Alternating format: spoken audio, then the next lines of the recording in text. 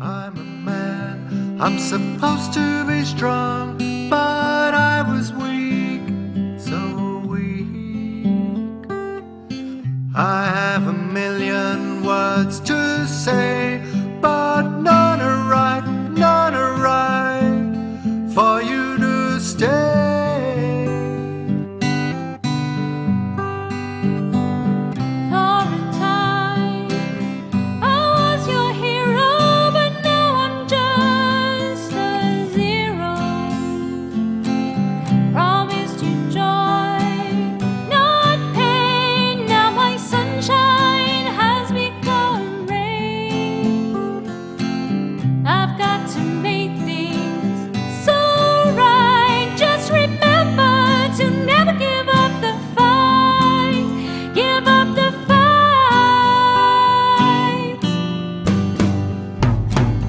Sunshine comes after the rain. Why is love so close to pain? It tears me apart. How the one I love broke my heart. You broke my heart. Wind in your hair, smile on your face. You brought joy like everlasting grace.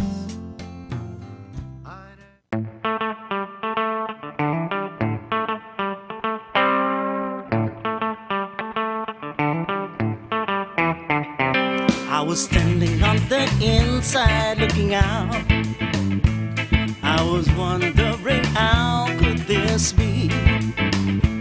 Then suddenly in the distance I see joy, peace and love coming for me.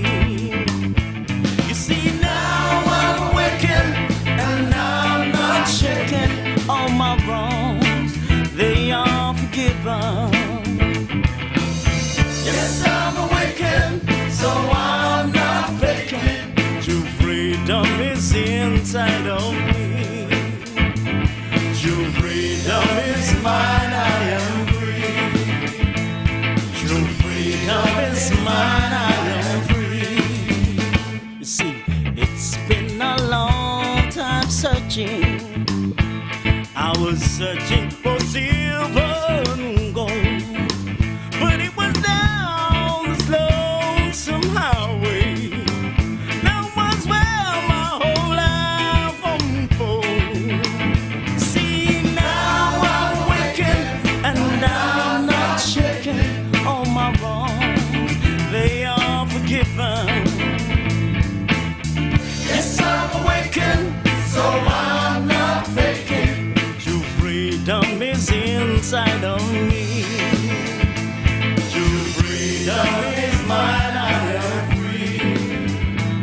True freedom is mine, I am free. Sometimes I wonder if you hear me.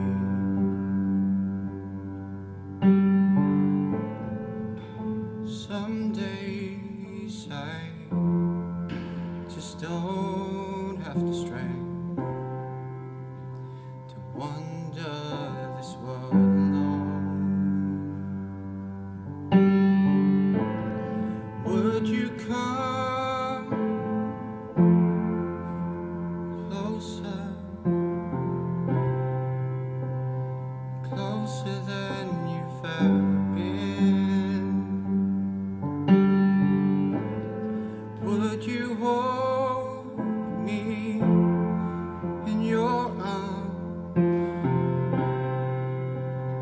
bring me back to you again? Sometimes I wonder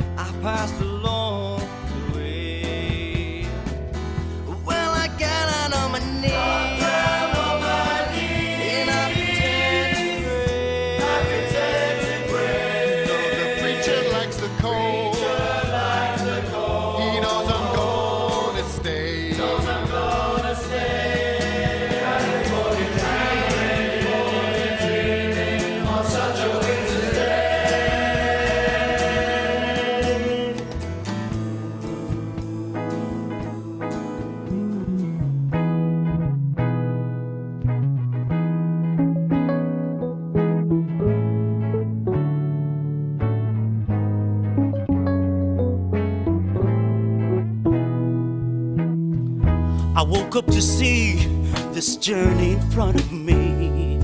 I was caught by surprise, I was so unwise. The rugged road I traveled on, I'd only just begun, so I kept on moving. There was a guiding light.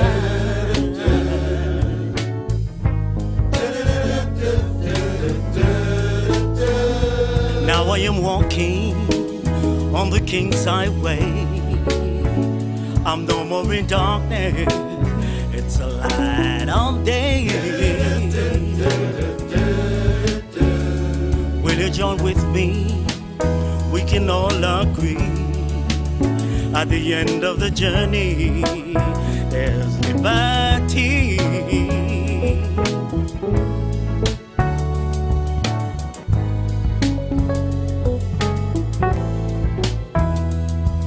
I started out slowly, then I began to run. I've climbed the highest mountains, been down the valley low.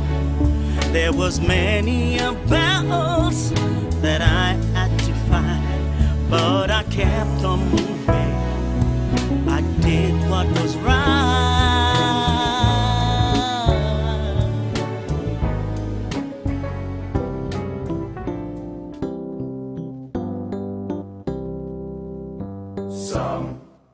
Sometimes in our lives, we all have pain, we all have sorrow, but if we are wise, we know that there's always tomorrow. Lean on me when you're not strong, and I'll be your friend. I'll help you carry on, for it won't be long till I'm gonna need somebody to lean on. Please swallow your pride. If I have things you need to borrow for, no one could figure those of your needs that you won't let show. You just call on me, brother, when you need a hand. We all need somebody to lean on. I just might have a problem that you'll understand. We all need somebody to lean on. Lean on me when you're not strong, and I'll be your friend.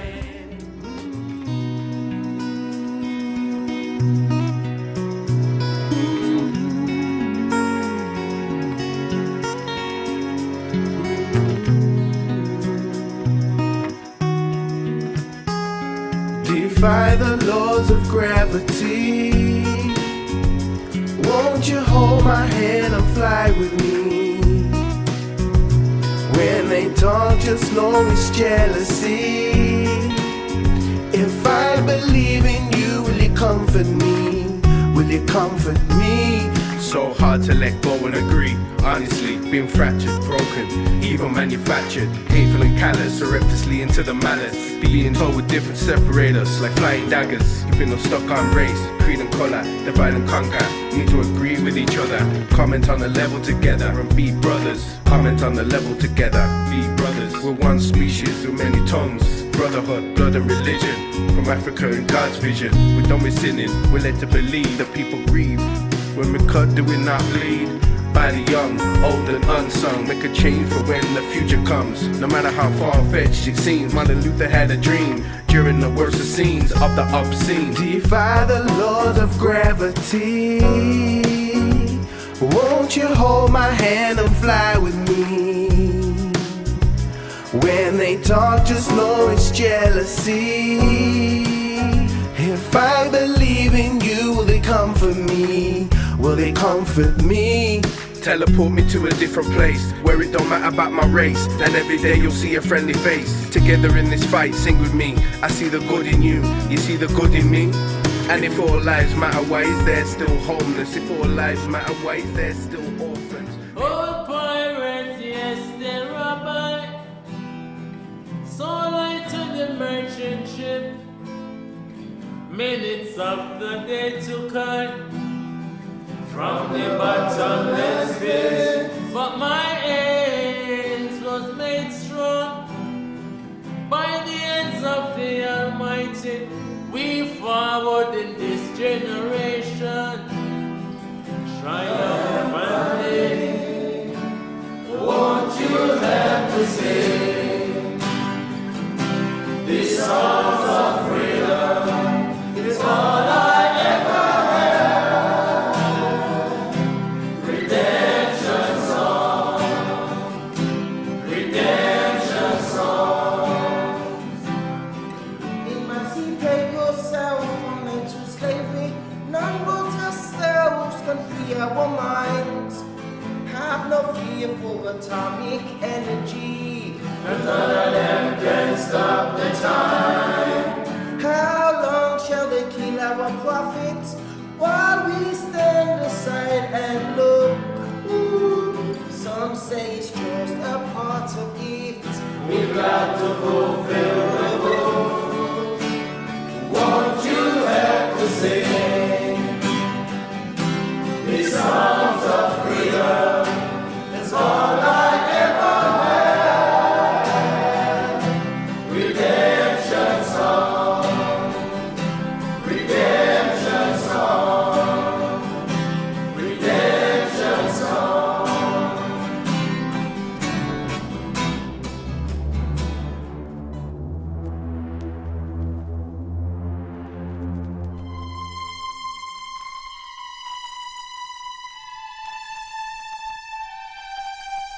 It's jail life. It's mad. Trying to get through, but it's sad. Sitting here in my cell. Sometimes just wanna go mad. Miss my family, miss my kids, miss my life. I feel vicious. Just wanna be free and go home. But I'm sat here all alone. I feel stressed, but I stay strong. I just gotta carry on. I feel stressed, but I stay strong. I just gotta carry on.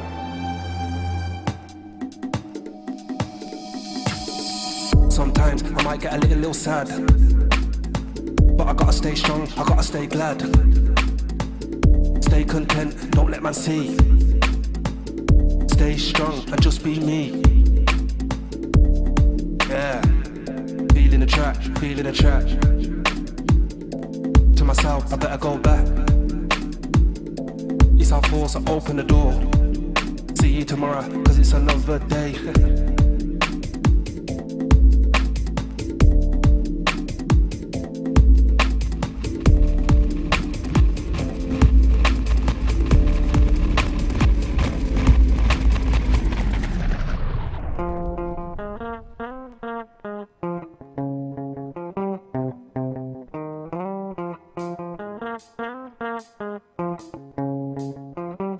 It seems like yesterday all my troubles wouldn't go away. These mistakes I've made almost took me to my grave. But our grandfather, my creator, forgive me for yesterday. They think we're weak, but we are stronger. We know the talk is cheap.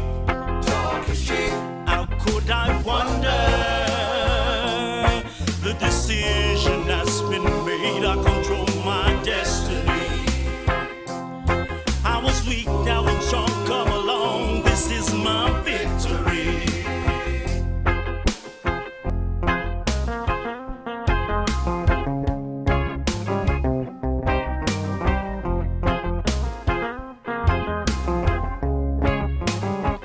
There's love in my heart today, and it it's never gonna go away. I love my family, and I know that they love me. They see this change in me, wondering how could this be. I'm still in custody, but in my heart I am free. They think we are weak, but we are stronger. We know the talk is cheap. How could I wonder the decision has been made?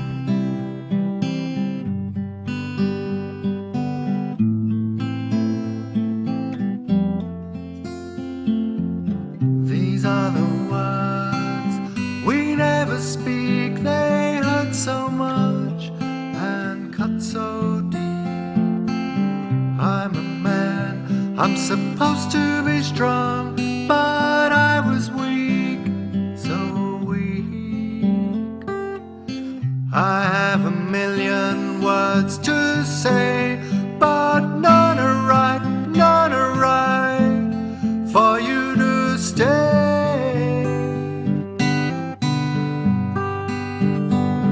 For a time, I was your hero, but now I'm just a zero. Promised you joy, not pain. Now my sunshine has become rain. I've got to make things so right. Just remember to never give up the fight. Give up the fight.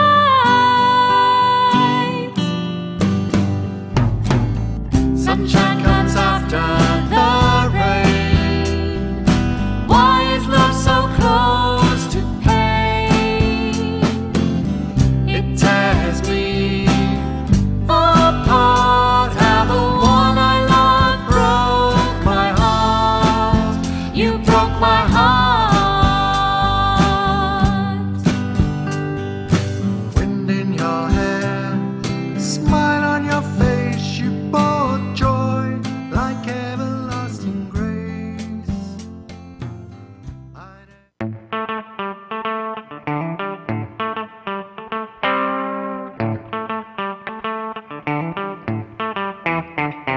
I was standing on the inside looking out. I was wondering how could this be. Then suddenly in the distance I see joy.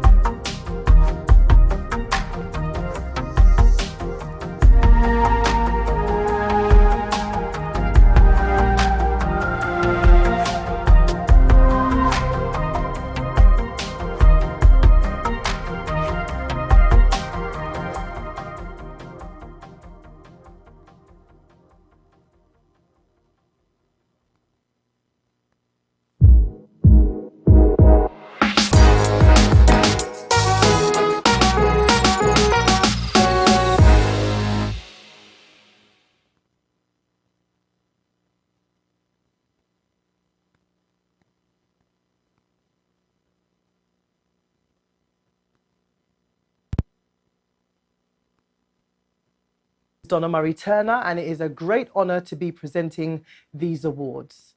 Let me just tell you a little bit about myself. I'm the director and founder of Another Night of Sisterhood, CIC, which is a community outreach organisation.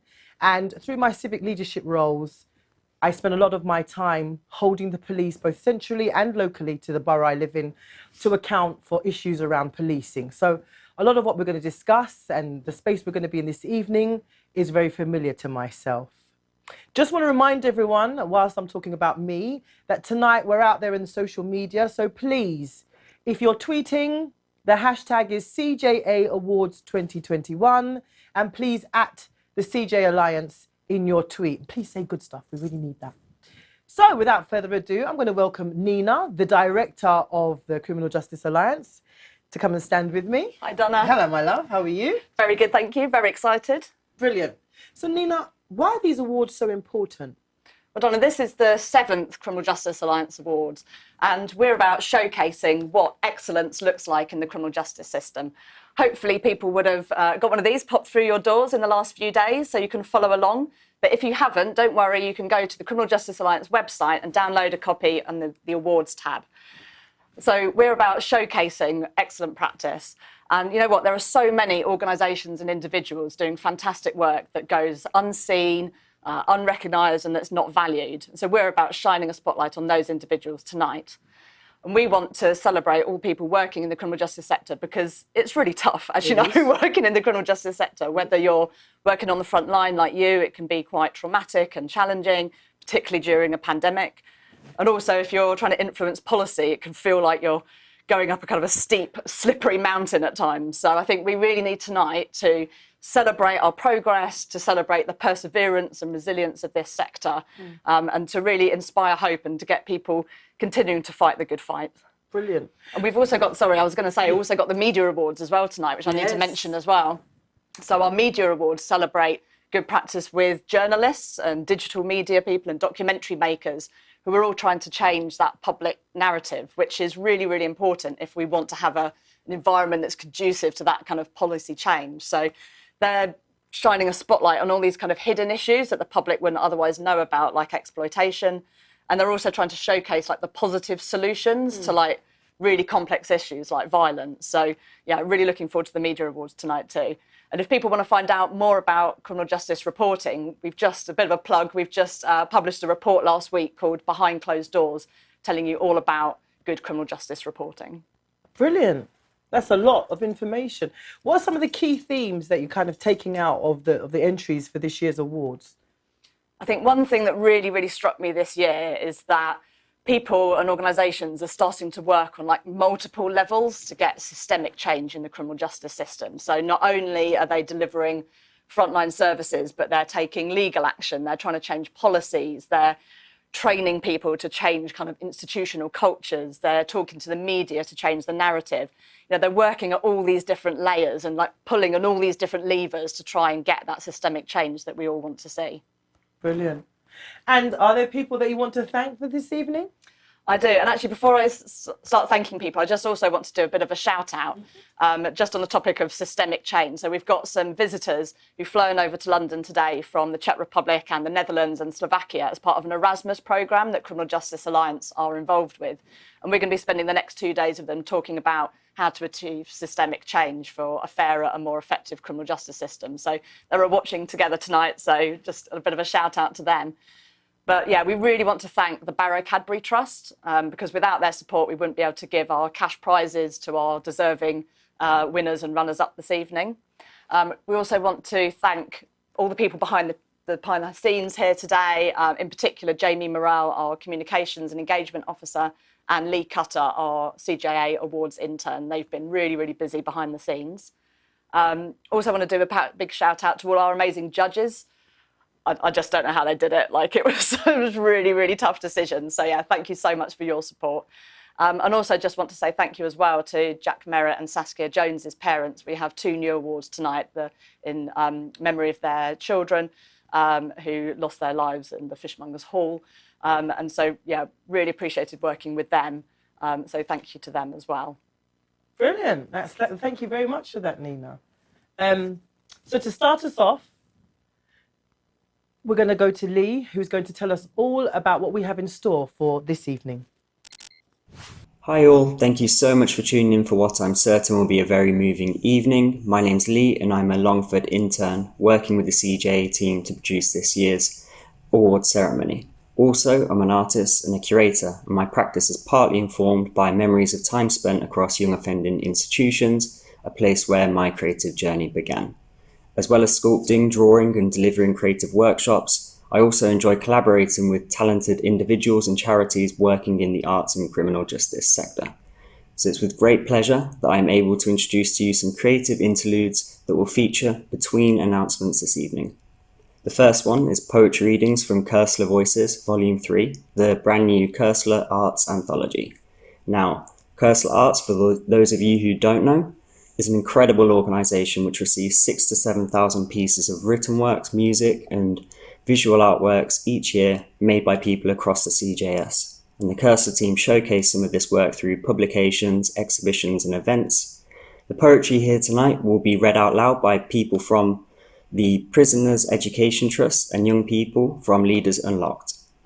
I'm also pleased to share for the first time this year, CJ have teamed up with a graphics facilitator called Dr. Pen Mendonça, who will make an artwork live throughout the evening in response to the conversations that unfold. You'll get to see this work develop throughout the ceremony, and Donna will catch up with Pen at the end to discuss her artwork further. Now, before we go back to Donna and find out who our award winners are, I'd like to read to you one of the poems from the Cursor Anthology. Alone in a prison cell. As I sit alone in my prison, remembering back to bygone days, I cast my mind back to reflect St. Patrick's Day, when I was free, in a rundown bar on O'Connell Street. Me and my girl supped Guinness, frothy smiling and moustaches listening, to a band singing My Lovely Horse. Outside, the sky electric blue, the sun dazzled bright yellow. People stretched as far as I could see, in the streets, singing, no shouting or loud speeches. The people sang one song, loud and proud, over and over again, you'll never walk alone. Thank you, Lee, for that. But before we announce the winners and runners-up of the CJA Awards 2021, let's hear from one of our judges about the entries this year. I know this is always said by people who participate on judging panels, but the standard of the work being conducted by the shortlisted candidates for these awards was truly inspirational. On the other hand, it does demonstrate the lacunas that exist in the criminal justice system. And a part of me does really hope that awards like these will no longer be necessary in years to come because of, hopefully, substantive changes being made in the criminal justice system. Until then, it was a real honour to be part of the judging panel for this year's awards. The work being done by each of the organisations and the individuals shortlisted demonstrates not just a concentration on the short-term problems that are faced by individuals who come through this system, and also victims and suspects who are affected by the shortcomings, but also that push for real, systemic, tangible change. And I'm really excited to see where the work of all of the shortlisted candidates goes in the future. Let's begin with an award that celebrates those who have supported people in the criminal justice system and campaigned for change. It's the Outstanding Individual Award. Outstanding Individual. The shortlisted nominees are Razia Adate, Kim Mitchell, Dr. Rebecca Banwell-Moore, Erica Flowers, Sunny Dadley.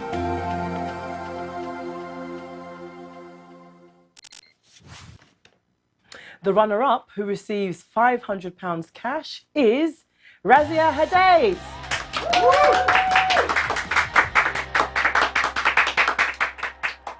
Good evening, Razia. Before I ask you any questions, is it all right if I just read out what the judges said about your entry? Judges said Razia is clearly a force for community good, with her work supporting Muslim families. There is true strength of character and determination which shines through in the nomination. How do you feel, Razia? Well, thank you. I'm actually excited about it. So because I wasn't expecting to get this far, so I'm really honoured to be up with this award. Brilliant. Can I just ask what help made you set up your organisation in the first place? We were involved with a family that had someone, her child got arrested, and she wasn't sure how to arrange a visit, and she didn't understand how to use an email. Then I realized that there's so many people out there that have language barriers. They don't understand how to navigate the criminal justice system. So after a long think, I thought this organization needs to be set up. There needs to be work done out there for families that have language barriers. They don't know how to, even attend court or book a visit or send money to the person that's gone in, or sometimes they don't know how to make that first contact. So it's just that offering that emotional support at that moment is really crucial for their mental health and well-being. Brilliant. And how do you feel, just briefly, how do you feel that your work impacts directly those people that you work with, in particular from your community? I think it's really important for the support that they need at that time, because a lot of the families, being from the BAME communities as well, they face a lot of shame and stigma, and they don't really come out about it. So in that way, we're kind of being recognised for them to come and have some private conversation with us where it's not going to be discussed with anyone else. So I think for them, it's really important. Brilliant. Well, congratulations again and well done. Thank you. Thank you. And now for the winner of the award for Outstanding Individual, who will receive £1,000. And the winner is Kim Mitchell.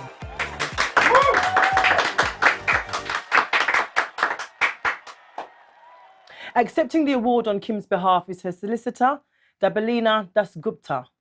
Good evening, Dabalina. Good evening. This is such a wonderful moment for her. Brilliant. I'm so excited to also have the chance to speak to you. She's actually Sorry, sorry to interrupt. She sent me a little speech just in case she won. So I was wondering if I could read that out on her behalf. Please go ahead. Don't worry, it's very short, not like a lawyer's speech. So she said, first, I would like to say thank you so much to Unlock for nominating me for the Outstanding Individual Award. I feel truly honoured to have been nominated. I'm still in shock to have been even shortlisted, and now to have actually won, I really can't quite believe it, especially because the other nominees have done such amazing things to help and support so many people. She also wanted to use this opportunity to share tonight some news about her case, and this is the case for which she has been nominated and now won this award. Shortly after she won the case, the Secretary of State for Justice tried to appeal it twice, and yesterday the Court of Appeal refused that application for permission to appeal, which means in the very near future there will be a consultation on the unfair CICR unspent conviction rule, and she would like to urge everyone to respond when it's published. And she says, I brought the case so all our voices can be heard, and I would be thrilled if we all spoke up. She also had a few more thank yous. One of them is to me, which is a little embarrassing. The other are to her barristers, Hannah Slarks and Kina Yoshida, everyone at Centre for Women's Justice, Liberty, Lisa Longstaff at Women Against Rape, and everyone who's helped and supported her. And she finally wanted to dedicate the award to all the victims and survivors of child sexual assault, and also to all of those who've been affected by the unfair rules. She says, please don't ever give up fighting to be heard or for the justice that you deserve. Absolutely amazing. Thank you so much. Can I just ask you a quick question? In terms of Kim's work, of course, what impact do you think this has had on other people with similar experiences? Well, I think this is a rule that people have been concerned about for many years, and for Kim to have taken on this case, including, if she had lost, she could have been put in an incredibly difficult financial position. To take that risk, to waive her anonymity so that other people realised that there were other people in the same situation and that she was willing to stand up and fight for them, has brought people together. We have had people contact us to say thank you to her. I believe she's been contacted by people directly as well. And having this consultation is no small thing. It's a real chance to create real change. No, thank you very much for that. Real change in policy. Congratulations once again. Thank you very much.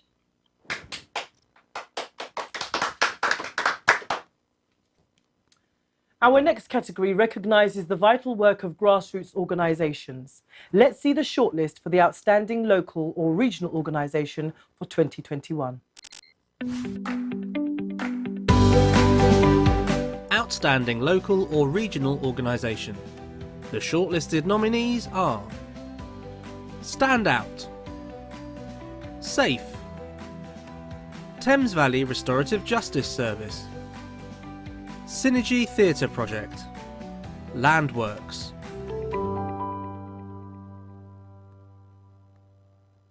The runner-up, which receives £1,000 is, forgive these nails, people, Thames Valley Restorative Justice Service. We are joined by Anne Jansen East, the Restorative Justice Manager. Good evening. Good evening. Anne. How are you?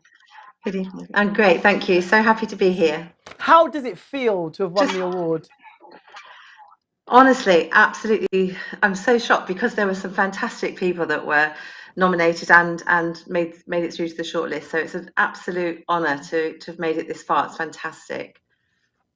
I just want to read a brief comment that was on your card. It said that one service user said, "Restorative justice changed my life for the better, and I am so grateful to the TVRJS team for everything that they did."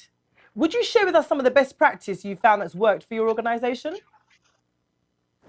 I think the reason that Thames Valley Restorative Justice does so well is that we really tailor our service to individuals. We don't have a kind of one-size-fits-all policy. We really look at the individual needs of every individual victim, and we look at what they need and we work around that. And our work is diversifying all the time. We tend to keep evolving so that we meet service users' needs rather than sticking with a model that's been around for a long time.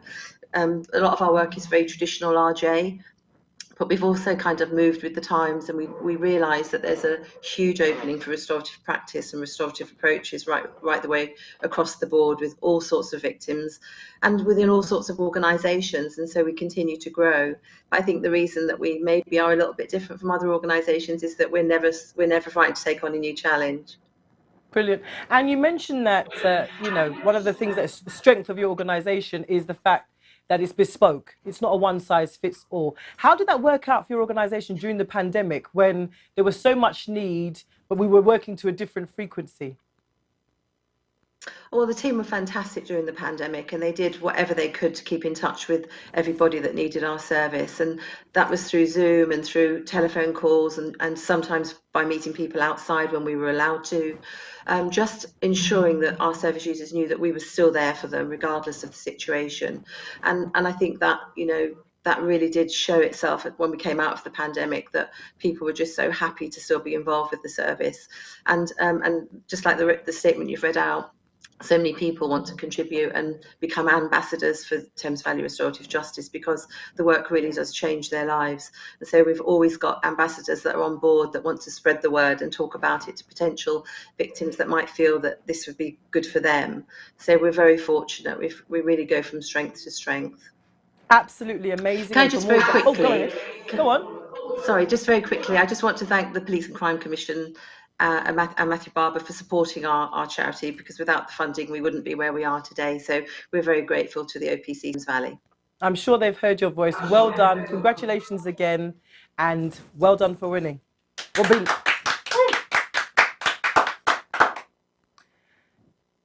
And now for the winner of the Outstanding Local or Regional Organisation 2021, which will receive £3,000. And the winner is... hold your breath.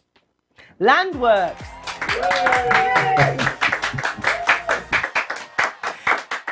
And we are joined by Chris Parsons, who is the project director at Landworks.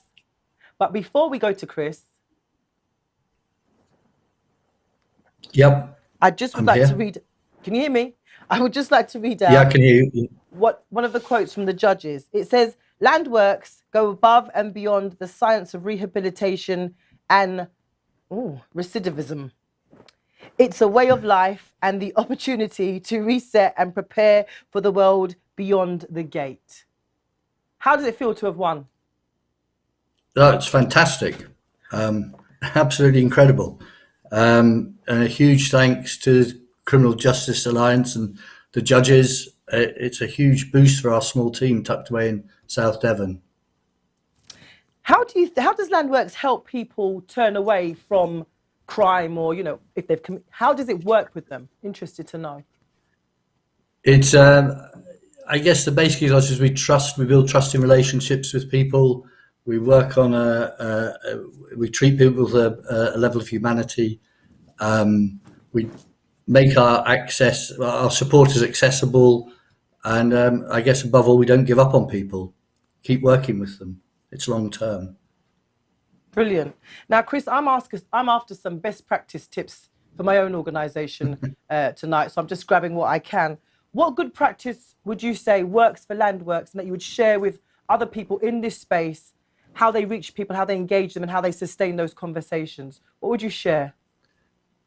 Well, I think it's about being genuine, being honest, treating people with respect, listening to their story, understanding that story, that life story that is there. It's rarely heard, rarely properly listened to. And I think that's the key to success for us. Brilliant. Well done again, Chris. And enjoy your award. Thank you very much. Thank you. Our third CJA Award category is the Outstanding National Organisation Award. Let's hear the shortlist. Outstanding National Organisation. The shortlisted nominees are Prison Advice and Care Trust, Joint Enterprise Not Guilty by Association, Women in Prison, Keyring, Cranston.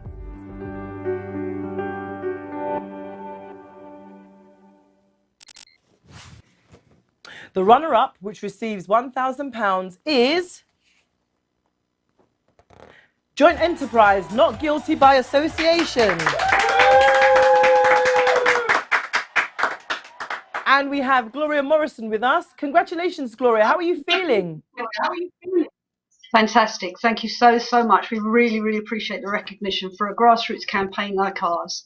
It's really difficult. It's been a long, hard journey. We've been fighting for 11 years for joint enterprise prisoners. And to quote our wonderful patronage, Jimmy McGovern, is joint enterprise isn't a controversial doctrine. It's evil. And we won't stop. We won't stop. Thank you so much. I really appreciate it. That's really encouraging to hear. But before you go, Gloria, what advice would you give other organisations that are also in that space campaigning for a fairer criminal justice system?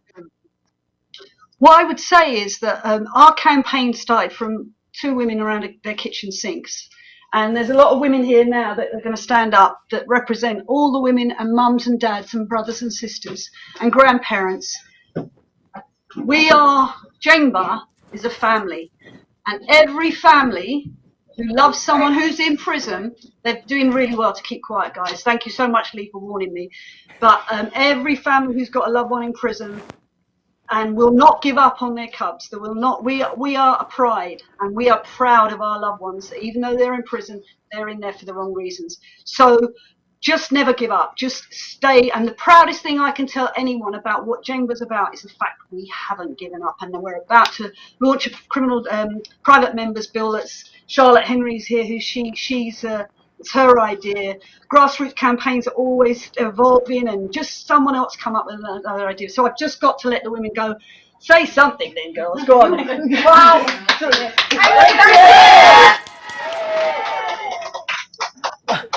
My next question was to ask you what message you had for people in prison, but I just think the energy in that room is enough to let them know that you care and you're not giving up. So well done. Congratulations.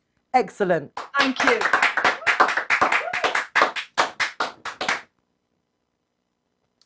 And now for the winner of the CJA Awards, Outstanding National Organisation 2021, which will receive £3,000. And the winner is Women in Prison.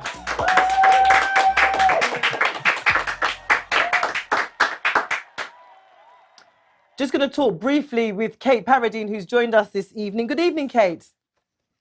Hi, thanks so much. This is absolutely amazing. Yes. And how does it make you feel about the work that you do with your organisation? Our teams are joining from Manchester, London, and other parts of the country who've been working in prisons and in women's centres in different parts of the country. And we are just so honoured. This really recognises the work that's gone on every day of the pandemic, not just from women in prison, but from all the agencies working on the ground, especially from our perspective, those working with women's centres across the country and workers in prison. They've had to bring trauma into their homes and dealing with the hardest of situations that people face. But before I say anything else, I want to just pay tribute to Jengba. I feel like we're sharing this with Jengba. They're no runner-up in our books. Together with us, they've been fighting at a grassroots level. We absolutely love them. What they're doing on joint enterprise is so important. So just delighted. But yeah, really want to share this award with them. Oh, that's nice. That's really nice. Recognising another organisation's work. Collaboration is the only way to go. I'm sure you'll agree, Kate. Just a quick question. Could you identify some of the key issues that have been challenges in terms of your work with your organisation and share that with us? Working during the pandemic, but for us fighting for justice in the system, in campaigning, as well as providing services on the ground, provides daily challenges for us. But it's only because we're working in collaboration. Nina and all the team at CJA have done wonders for bringing collaboration to this sector, so we can't thank them enough. It is the only way that we're going to change things if we're working together. And as well as Jengba, you've got organisations like UNGRIP working at a grassroots level, not earning salaries, to fight injustices like IPP sentences. And seeing Donna and Shirley give evidence to the Justice Committee yesterday is testament to the sort of grassroots work which we have to back up at every turn in order that there is proper change. And we can't rest until we stop building new prisons, particularly from our perspective, the 500 new places ridiculously planned to build new prison places for women, when actually what we need is to be fighting for community-based support. That means that people aren't sent to prison because there aren't mental health beds or because there aren't support for pregnant women in communities. And we can't rest until that battle is won. And that's true for women in prison, and I know for many other partners working across the whole system. Well, Kate, we just want to say congratulations one more time. Well done, and thank you very much.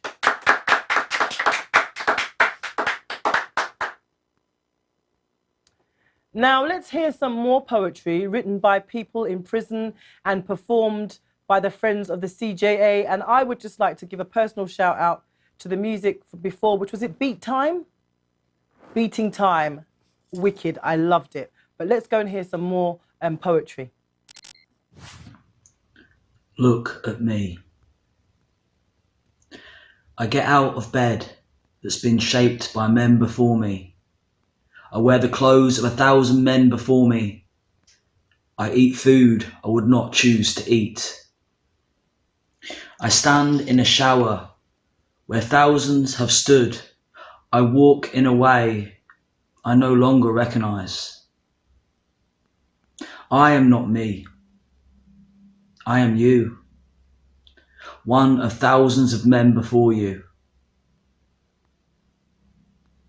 So I look in the mirror, and they all look back.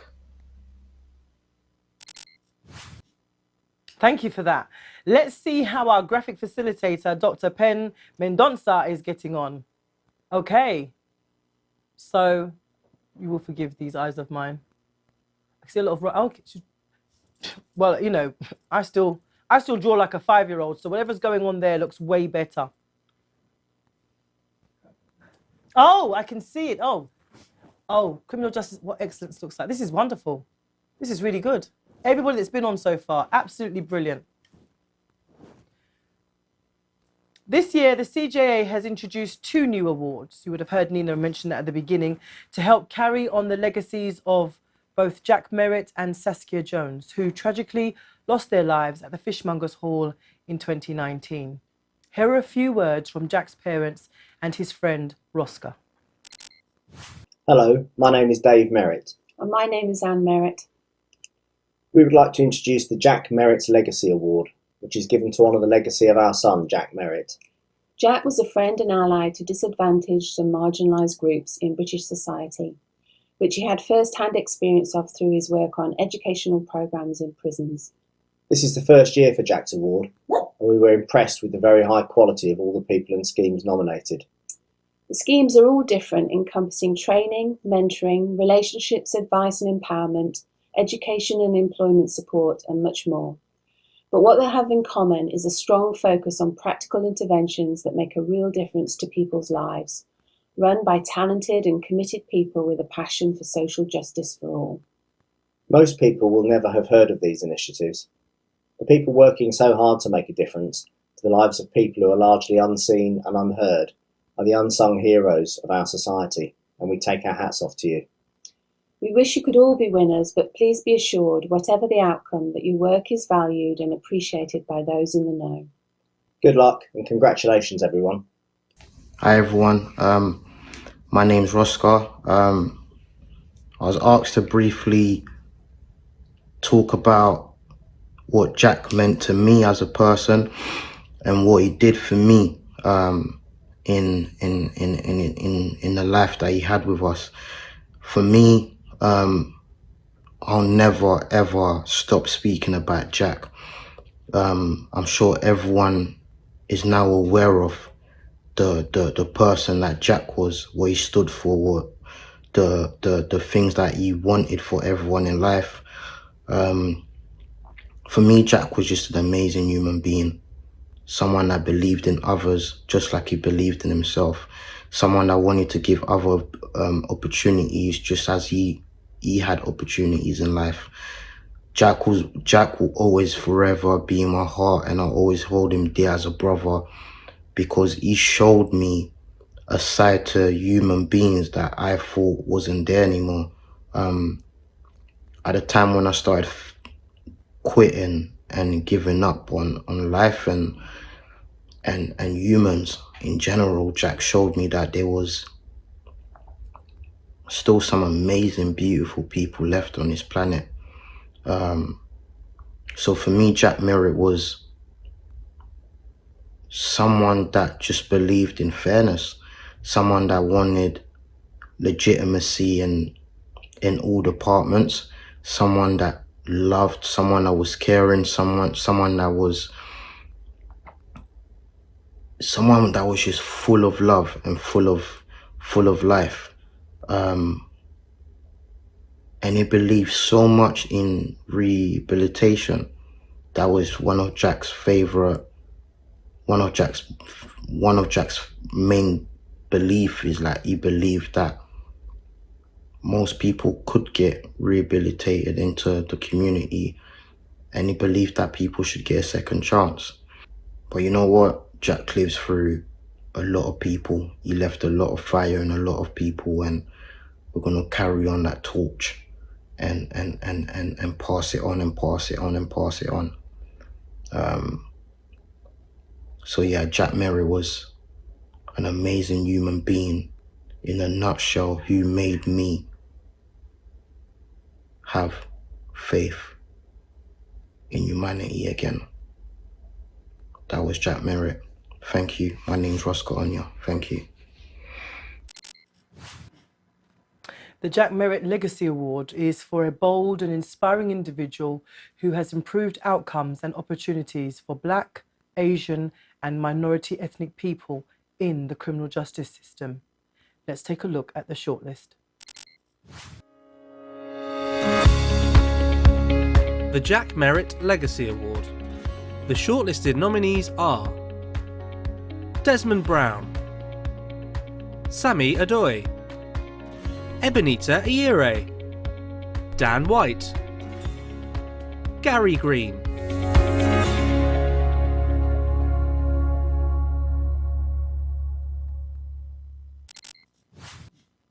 All amazing finalists.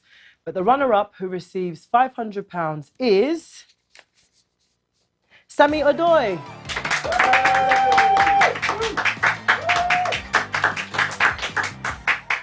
Good evening, Sammy, and congratulations. Could you just tell us a little bit about Wipers Youth CIC and why you set it up? Yeah, sure. It's really set up through a desire to help young people across the board in the criminal justice system who have so much potential, but just not the right opportunities to fulfil that. So we try to help and support young people have a clearer vision, and just try and help them fulfill the potential that they have, and give them opportunities to do that. Brilliant.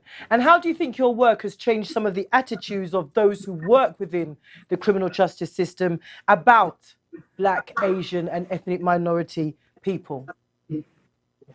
I think it's really important to always challenge the status quo, and to try and change the narrative, both with people looking in, but with those individuals themselves, so they can have better self-esteem and confidence. But it's really important that all those who are fighting the fight for a much more fairer and equitable justice system continue to do that. There's a lot more focus now on racially minoritized groups. And I just think it's important that the work that all of these organizations and all these individuals doing is such important work. It's a reflection on all of us, how we treat those in society who are vulnerable, disadvantaged, and those that are in custody especially. So I'd like to thank BTEG and Equal for the nomination, but all my colleagues at Wipers Youth and the whole team, everyone that's helped and support us over the year. Just really encourage everyone to keep up the good fight.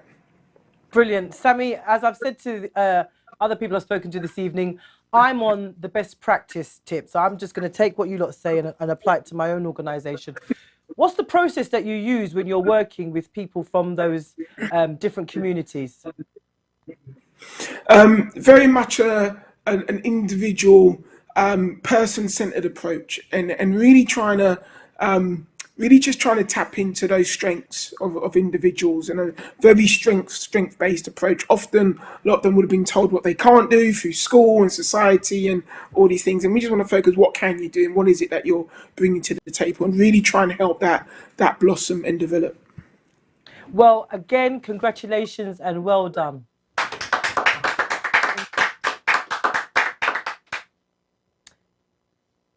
And now for the winner of the Jack Merritt Legacy Award, who will receive £1,000. And the winner is... Oh my goodness. They make it look so good on the television. Ebenita Ayire.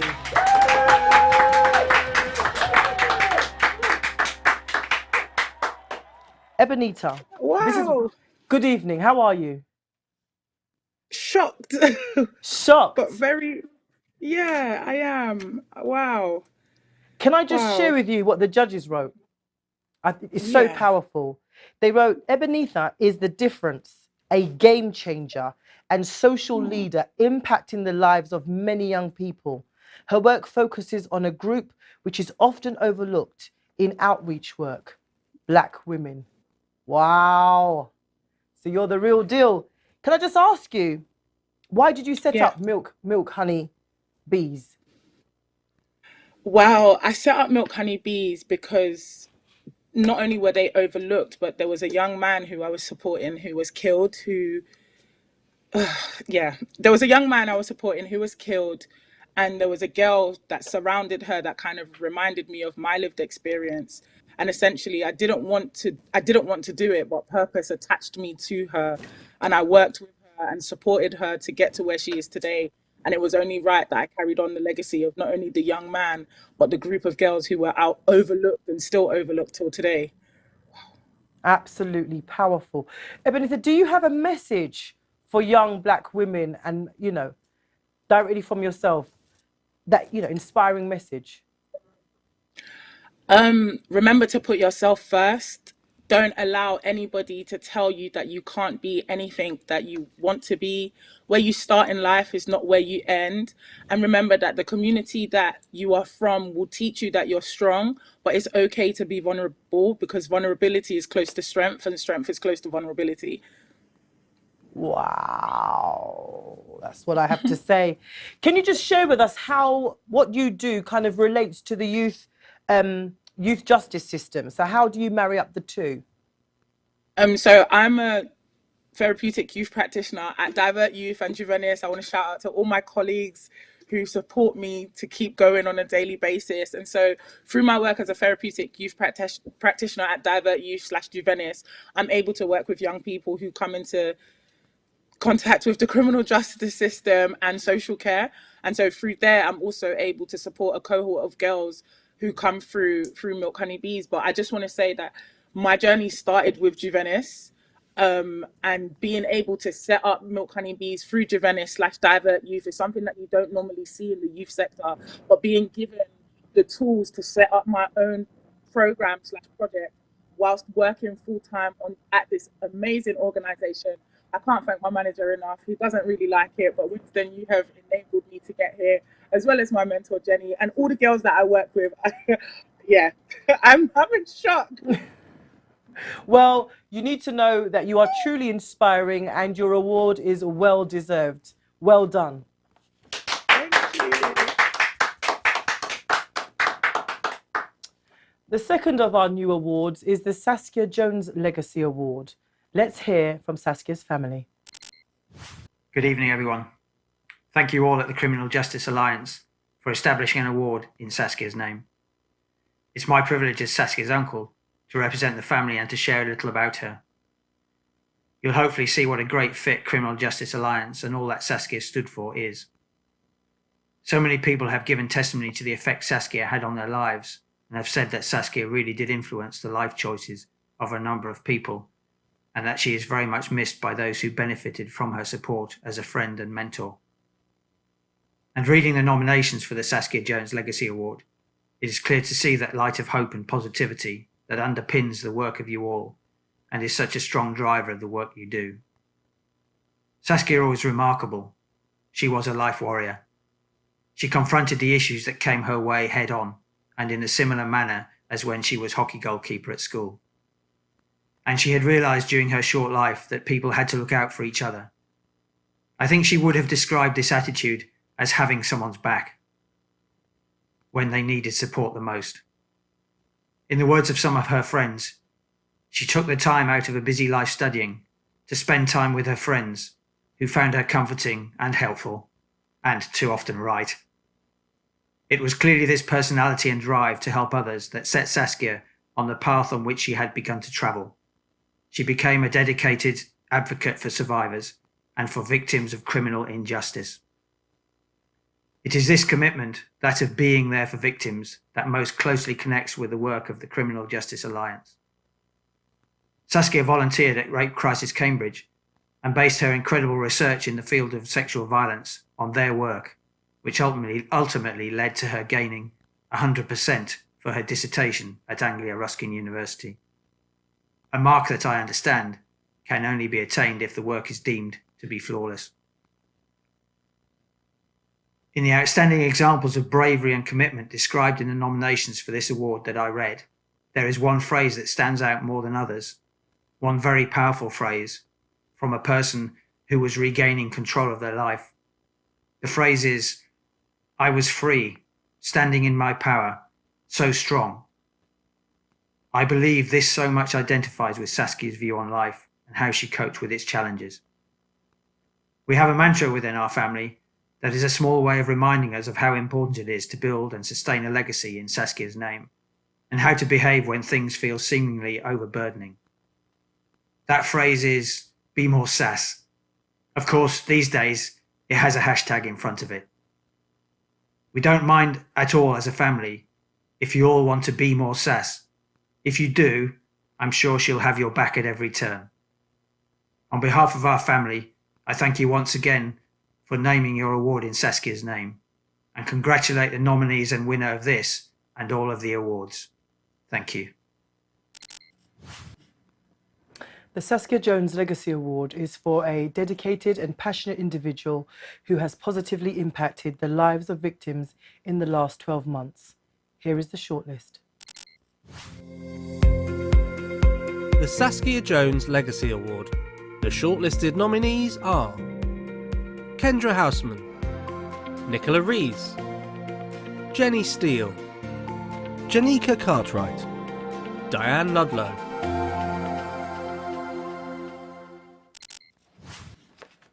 The runner-up of the Saskia Jones Legacy Award, who receives £500, is... Oh, my life. They're going to dock this from my pay. Kendra Houseman. Woo! Good evening, Kendra. Hello. How are you? In shock. I had my glasses on and everything. I was watching intently. Let me put them back on.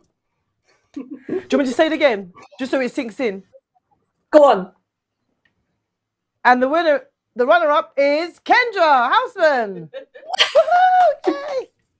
Kendra, I'm going to read to you what the judges wrote about you. Kendra is impressive and inspiring. Local authorities and government need to draw on Kendra's knowledge, which is invaluable in creating whole system change. How does the work that you do get and engage frontline professionals into understanding better the need for support for victims of exploitation? Because you and I are in similar spaces, so I'm really interested in your response.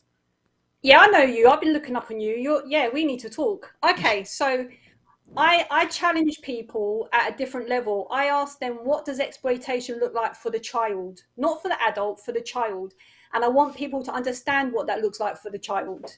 It's not about throwing around buzzwords or things that we're talking about. These are professional words. It's about bringing it back down to the young person's level. But most importantly, I'm trying to make people understand that we need to safeguard children before we criminalise them. And that is the most important thing.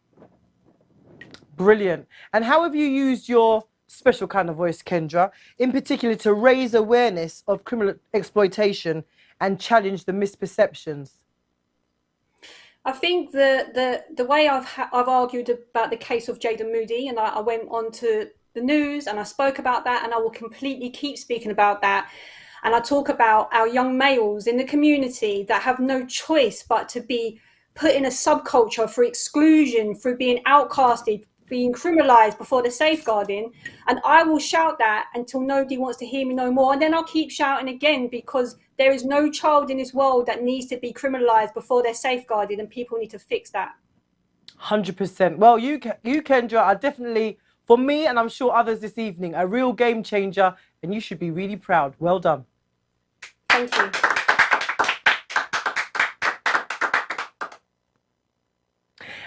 And now, for the winner of the Saskia Jones Legacy Award, who will receive £1,000. And the winner is Jenny Steele.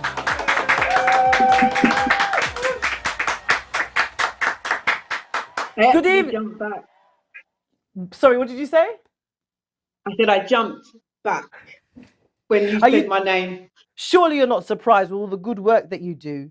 Can you just share with us, for those of us who don't know, why did you launch the Yana Project? So the Yana Project, actually, I created some healthy relationship education programs, and they were based on an unhealthy teen experience that I found myself in as a teenager. And we're going back quite a few years when there was not a lot of support services for young people, and they were all adult-led. So I just made a conscious decision that I was gonna, when I had come through my own healing and set my life back on track, that I would create healthy relationship education programs. And I think the work that I've done has just expanded, and I've gone from creating healthy relationship education programs to supporting young women, young girls and boys who come through domestic abuse, who are in unhealthy relationships, young people that come from criminal and sexual exploitation and abuse. Brilliant. So you and I, we occupy similar spaces, Jenny, in terms of the community work. So not just as practitioners, but kind of turning it back around in our communities. And I'm just interested to hear from you, how do you raise that awareness around the issues of domestic abuse and sexual violence in your community? Do you know what? I've never stopped talking about it. So we're talking about when I was 17, 18, 19. So I'm late 40s now. So I've never stopped talking about it. I'm an author in books. I don't stop. I suppose I'm always advocating.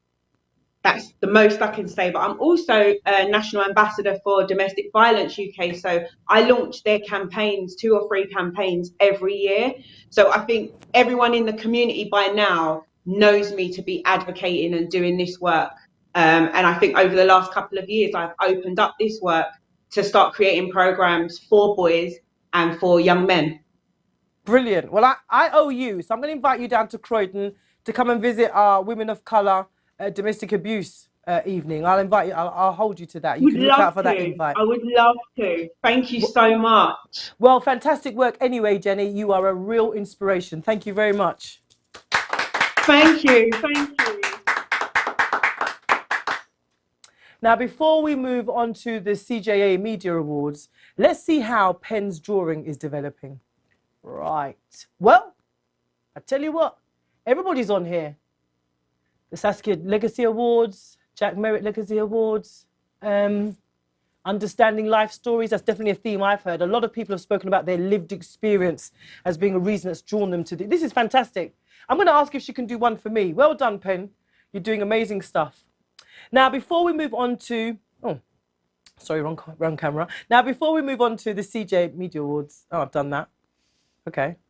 So, I think it's time for us to hear another poem from the Curse the Voices anthology. Hi, my name is Jay and I'm a Young Justice Advisor. I'll be reading the poem, I Think They Know. When rivers flow, do they know where they are going? When flowers bloom, do they know they are growing? When a bird sings a tune, does it know its own talent? Do the sun and the moon know they are perfectly balanced? When the rain hits the ground, does it know its nutrition? When the trees climb the sky, does it know its ambition? When the stars fill the night, do they know we can see? Does the caterpillar know what it will be? When the wind flutters by, does it know it's cool? Does the pearl in its shell know it's a jewel? Does the grass in the park know when it's played on? Does the sand on the beach know where it came from? When winter turns spring, do bees know the season? When a baby is born, do they know the reason? I think they know, but I don't know why. I think the beach knows the sea, and the sea knows the sky. I think the rain knows the flowers, and the flowers know the bees. I think the wind knows the birds, and the birds know the trees. I think the stars know the sun, and the sun knows the moon. I think the caterpillar knows it will be a butterfly soon. I think nature is a gift, a beautiful show. The mountains, the trees, the bees and the crow. Land, sea and sky, sun, rain and snow. I love Mother Nature. That's one thing I know. So, it's time to move on to the Media Awards, but before we do, are you joining the conversation online? Are you tweeting? Are you retweeting? Please, guys, get involved and retweet what's going on here at the hashtag CJA Awards 2021. So moving on to the Media Awards, which celebrate journalists, digital media champions and documentary makers who have improved understanding of criminal justice and challenge misperceptions.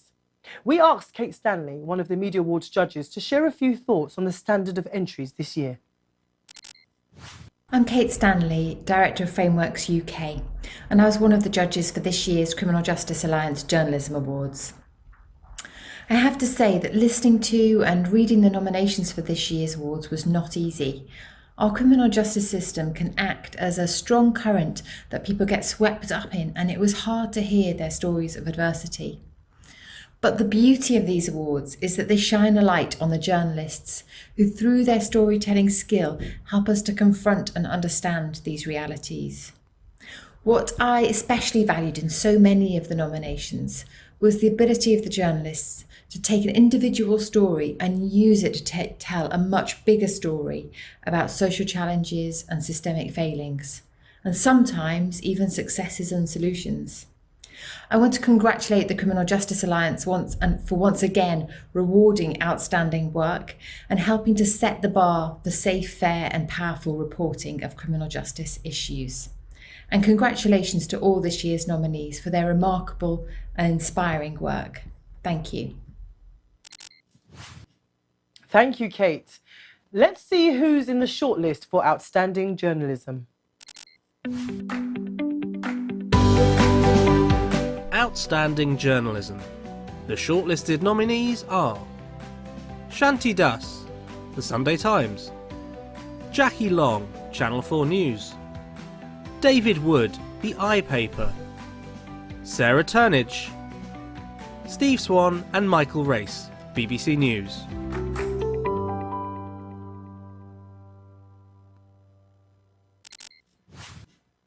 The runner-up for the Outstanding Journalism Award 2021 is Shanti Das.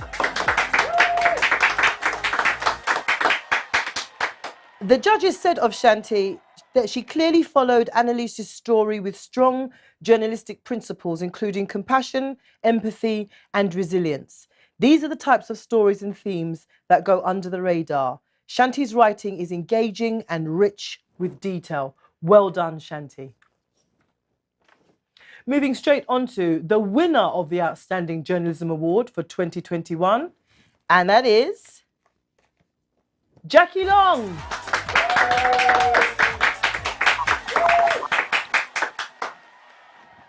Good evening, Jackie. Good evening, Jackie. Can you hear me? Okay. Some technical difficulties there. But I will read out what the judges had to say about Jackie Long's nomination or award. The judges said Jackie has not only included the voices of people affected by county lines in her reporting, but has also advocated and challenged on their behalf. Well done. Hugely impressive and engaging work. Thank you and congratulations.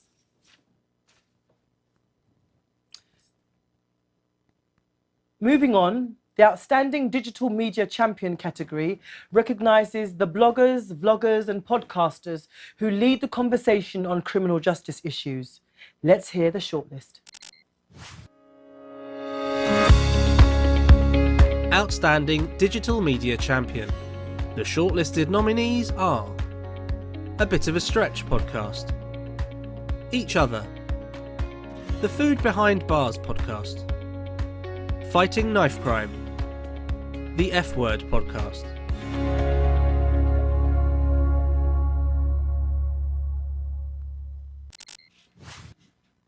The runner-up for Outstanding Digital Media Champion of 2021 is Each Other.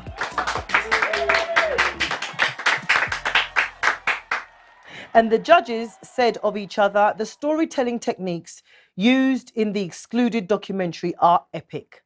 The style and look of the film felt fresh and exciting. More importantly, the wealth of stories and lived experiences from young people gave this film a strong, authentic foundation. Well done. And now it gives me great pleasure to announce the winner of Outstanding Digital Media for 2021. And the winner is... Oh, excuse me. A Bit of a Stretch.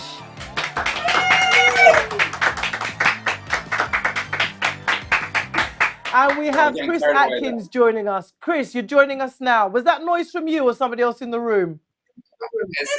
And my friend Emma's here as well. Okay, so before we get into it, Chris, we're just going to see a bit of a clip of the podcast. Anybody listening to this now, go and sit in the bathroom, but don't open the door. In fact, take the handle off the door.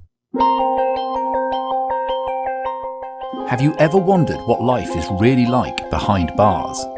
And when that door shuts, that feeling is the scariest feeling possible.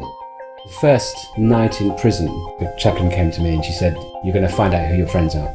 I'm Chris Atkins, and I'm a filmmaker who went to prison for tax fraud in 2016. Changing names, aren't we, yeah? Do I need to move closer to the mic? Yeah, a bit closer. Since I've got out, I've interviewed over 20 ex-prisoners about their experiences in jail. He said, "Oh, so you must be the new lad. Let's see how long you last." I was the wing painter, however, there was no paint. Every cockroach I see, I'm going to put a plastic cup over it, and I ran out of cups at 18. Brilliant. So, Chris, tell us, why did you launch the podcast in the first place?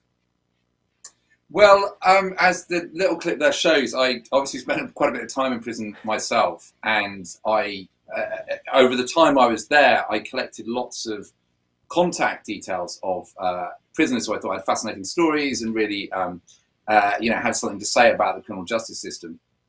And the intention was, when I got out, because I'm a documentary maker by trade, was to make a documentary with all these people in. But when I started speaking to them, that was just never going to work because of the stigma attached to people who've been prisoners. I mean, it's different for me because I wrote a book and I want to publicise the book, but most people who've been to prison don't want the rest of the world knowing about it. And so it was actually because I heard an American podcast called Ear Hustle, which is all recorded in San Quentin prison, and I just thought, wow, they've just done such an amazing piece of work here. So I went back to my contributors and said, look, if I did a podcast where I just record your voices, but I change your name, would you be interested in that? And they all said, everyone said yes. So that it was sort of more, making the best of the situation. I couldn't make a documentary, and I actually think it was far more liberating doing a podcast because people could be very, very honest in a way they probably wouldn't have been if they'd been on camera. Would you go as far as to say that your podcast, your platform, has amplified the voices of those in prison? Look, absolutely, because one of the things, I think the problems with the way that the media traditionally deals with the criminal justice system is that it removes the voice of prisoners. And I often equate this to saying, if the reporting on hospitals would remove the voice of patients, if the reporting on schools remove the voice of pupils, and prisons, it's just this weird way that they're reported on. They quite rightly talk to victims and governors and officers and MPs and editors of the Daily Mail, but you just never hear from prisoners traditionally because they're obviously castigated for their crimes, and obviously lots of people in prison have committed crimes. So it was a way of saying, here are the voices of the unheard, really, and what I think they have to say is radically important for any kind of debate about reform of the prison system. Okay, just really briefly, Chris, what kind of response has the podcast received up till now? What's the feedback? I mean, it's been overwhelming, really. I mean, I sort of did it all independently. I spoke to various places, sort of like the BBC, and I'll just a little aside here. The BBC actually turned it down because they said I wasn't young enough. And I said, they want young people to do podcasts now on the BBC. And I was like, well, I'm really sorry, I'm the age I am, but I have all this amazing contacts that you don't have, a prison's voice. And they said, yeah, if you're 30, we might do it. I thought, okay. So I did it independently and thinking maybe sort of 10 people will listen to it. But it sort of exploded in a really big way. I think we've had 220,000 downloads now or something like that, and coverage in all the national newspapers, and it's really kind of caught the public's imagination. Really. Brilliant. Well done to you and the voices of those you've amplified and the team that have supported you to get it out there. Well done, Chris. Thank you very much.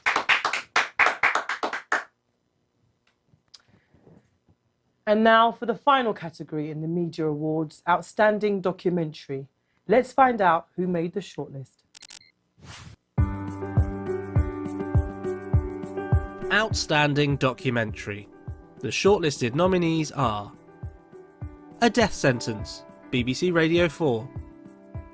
Freshwater, The Guardian Today in Focus podcast. The Truth About Police Stop and Search, Channel 4. Behind the Crime, BBC Radio 4. Hope High, BBC Radio 5 Live.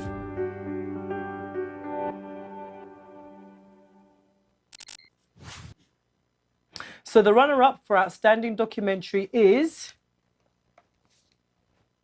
Hope High by Annabelle Dees for BBC Radio 5 Live. The judges said of Hope High grabbed me from the get-go. It featured incredible access, which clearly took a long time to secure through trust building. In general, the first-hand accounts from young people are missing from wider narratives around exploitation and gangs. This podcast bucks that long-time trend. Well done. Congratulations. So the winner of the Outstanding Documentary 2021 is The Truth About Police Stop and Search by Flickr Productions for Channel 4. And we are joined by producer-director Jasleen Sethi who's come to join us to collect the award. But before we speak to you, Jasleen, let's just see a brief clip of the documentary.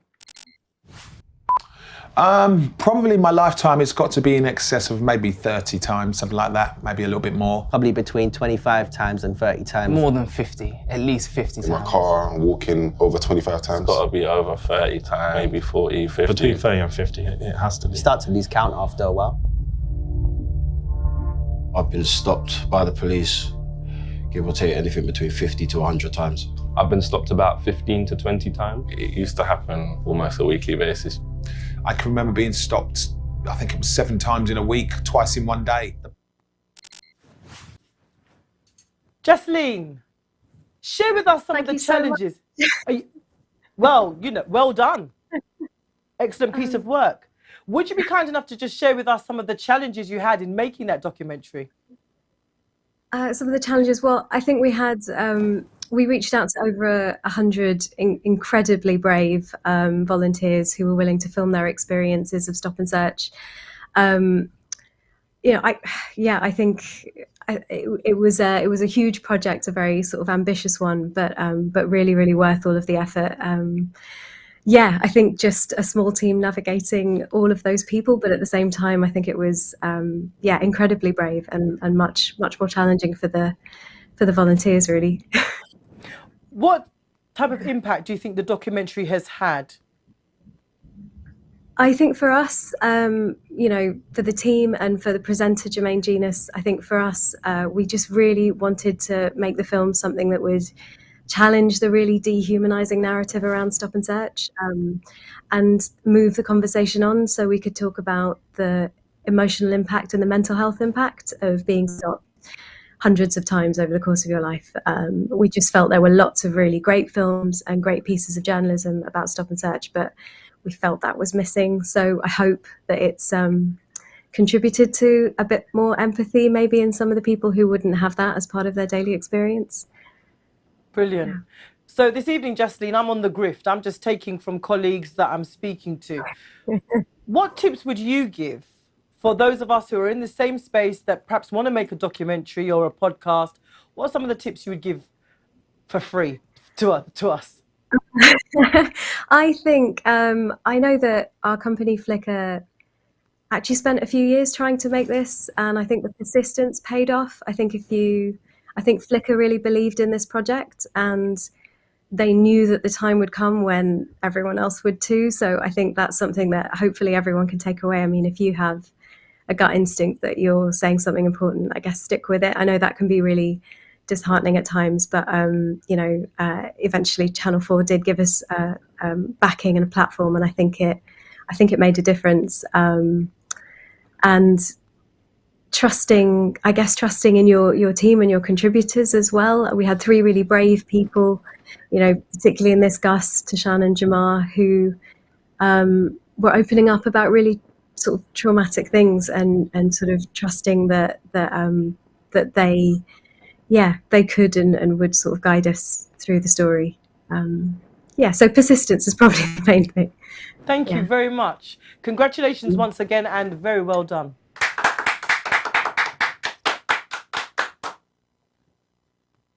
Now let's have another look at the illustration being done by Pen. Oh, my goodness. This has gone on leaps and bounds. Reporting on the criminal justice all too often removes the voice of prisoners. Love that. 220,000 downloads. I need him to kind of run my social media. This is lovely, Pen. I love this. Addressing access, shame and stigma. Brilliant. I'm really loving this. What a talent. Every year, the CJA gives an award to an individual who has made a significant contribution to improving the criminal justice system over their lifetime.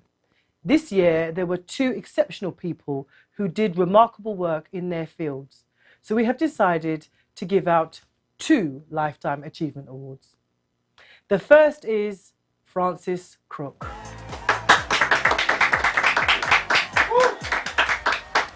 Let's hear from someone who knows Francis best, Fergus McNeil, chair of the Howard League.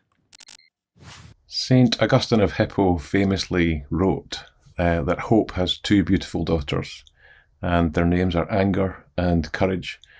Anger at the way things are, and courage to see that they do not remain as they are. And I think that quote pretty much perfectly sums up the qualities that Francis Crick has embodied for decades in the field of penal reform. That's a field that needs hope. Hope not in the sense of optimism, rather hope in the sense of a determined political commitment to envisioning and enabling a better future. And you don't get there without anger and courage. So we're all very grateful, all at the Howard League, very grateful for the leadership and vision and energy that Francis has brought to that project, and we're determined to carry it forward so that her legacy is secured as we continue to pursue a safer and a fairer society together. She has been an inspiring leader for over 30 years. When she first arrived at the Howard League, the organisation was on the brink of bankruptcy. Under her inspirational, dynamic and tireless leadership, it has developed into one of the most effective and respected criminal justice reform organisations in the world. Across 3 decades, she has tirelessly pursued better conditions and treatment for people in prison. She has led work with the police to reduce child arrests in England and Wales by 2/3 over the last decade, and under her leadership, the Howard League's determination brought an end to the routine strip searching of children in custody. She also established an in-house legal service, improving the welfare of thousands of children and young people, sparing them the trauma and stigma that arises from criminalisation. Her work has led the UK government to change its policies around prisoners' access to books and to suspend the criminal courts charge. She has led work on deaths in custody, ensuring that the authorities are held to account and that care for people in prisons, in our prison system, is improved.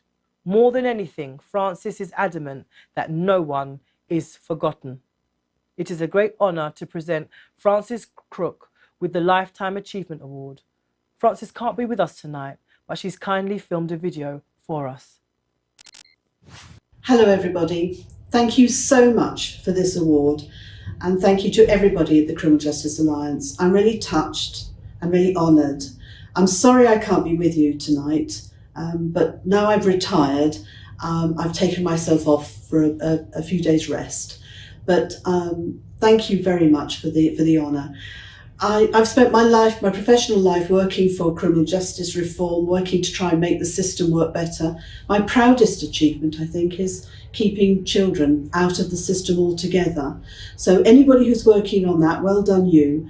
Thank you to everybody. Have a lovely evening, and I'm deeply, deeply honoured and grateful for the recognition. Thank you.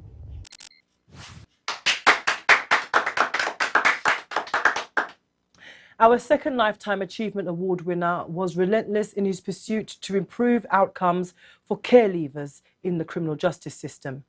This person was project manager at the Care Leavers Association. He campaigned for the care system and criminal justice system to work together and improve the outcomes for individuals with the intersectional experiences of both. He developed the Access to Records campaign group in 2013, a coalition aimed at improving access to care files. He also worked directly with looked after children and care leavers, inspiring them to believe that they can make a positive contribution to a society which they often felt was unjust. He never accepted current systems as good enough and was never afraid to express his views to those in positions of authority, often undertaking policy work with influential politicians, academics and officials. His openness about his lived experience in Borstalls in the 1980s and prison in the 1990s, and how he managed to move forward, became a driver for social and systemic change to improve the lives of others. This Lifetime Achievement Award goes to Darren Coyne.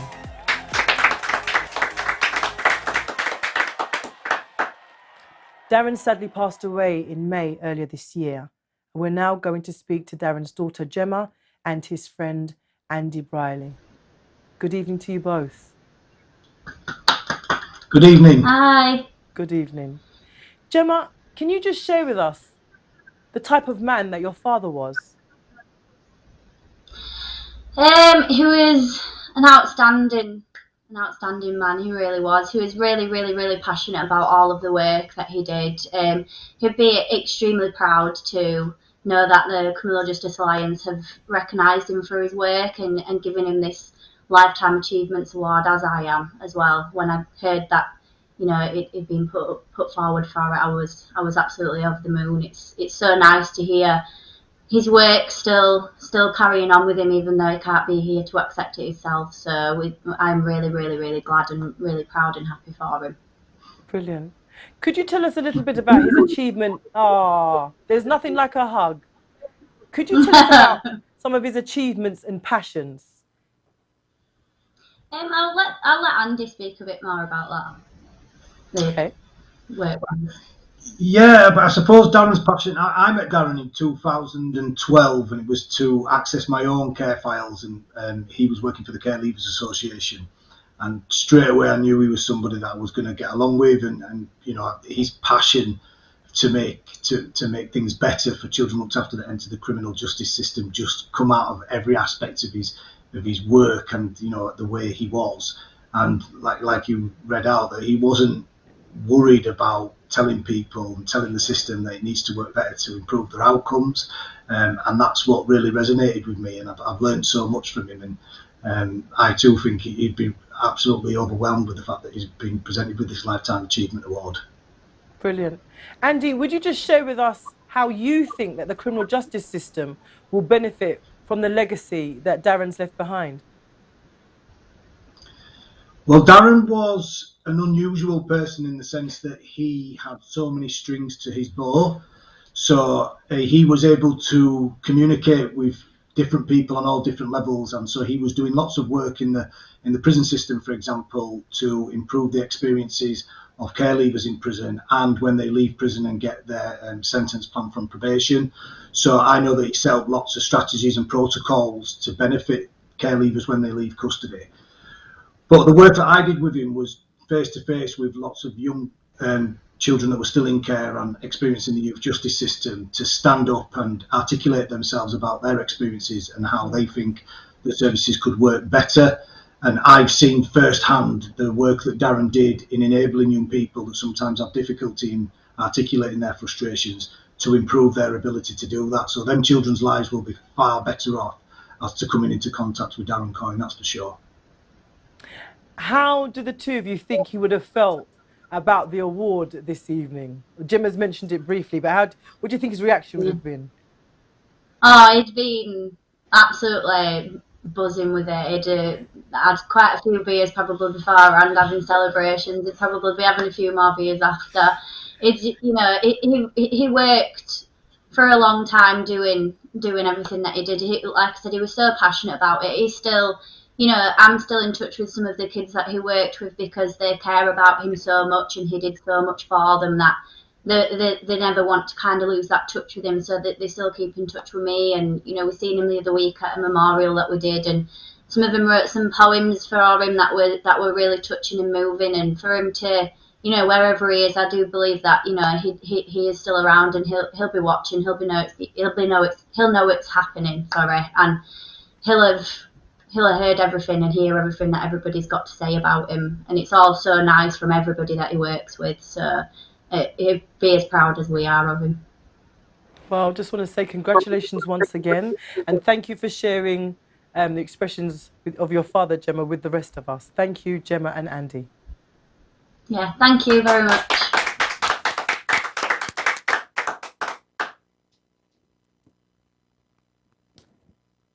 Time for our last poetry reading of the evening.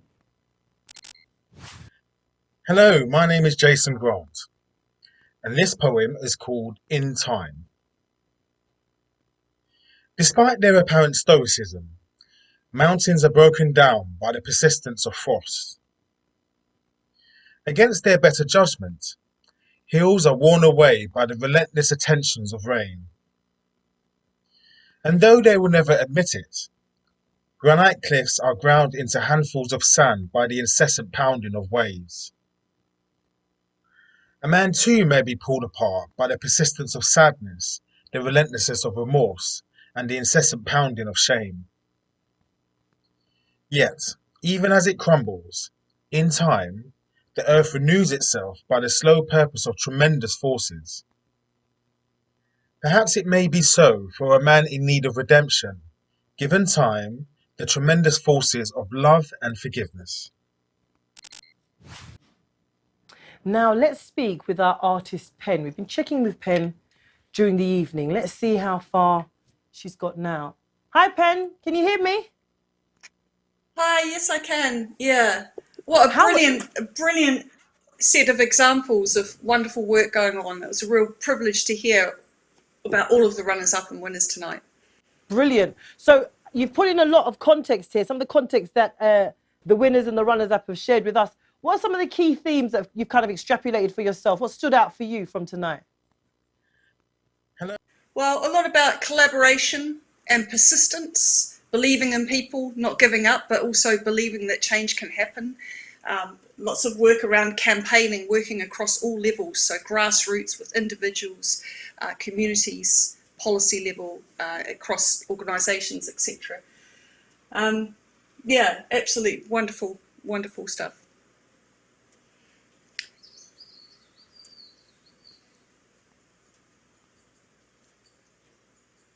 Sorry, I can't hear. Can you hear me, Pen? Yes, I can now. Sorry, I missed that. So I just wanted to thank you so much for sharing your wonderful talent with us this evening and kind of putting to pen the experiences and, you know, the comments that have been made by our wonderful guests on tonight's event. So thank you very much for that. An absolute pleasure. I will be finishing this and then putting it on social media. If people would like a copy, that's fine as well. Oh, yes, I would definitely love that. Thank you very much for that. That just leaves me to thank you for joining us this evening and to congratulate again all of our finalists and winners once more, and to everyone who's working towards a fairer and more effective criminal justice system.